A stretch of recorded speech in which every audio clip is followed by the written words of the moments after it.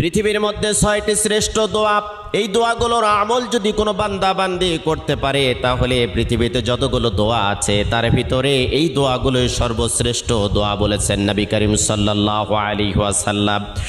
কোনো বান্দা বান্দি যদি যতই বিপদে থাক, কষ্টে থাক, দুর্ভিক্ষে থাক, উৎকণ্ঠার মধ্যে থাক না কেন, সকাল থেকে সন্ধ্যা পর্যন্ত যদি কোনো বান্দা বান্দি দরুদ শরীফের আমল করতে পারে, রাতের বেলা যদি দরুদ শরীফের আমল করতে পারে, হাজারো অশান্তির দাবানল থেকে আল্লাহ রাব্বুল আলামিন শান্তি দান করবেন।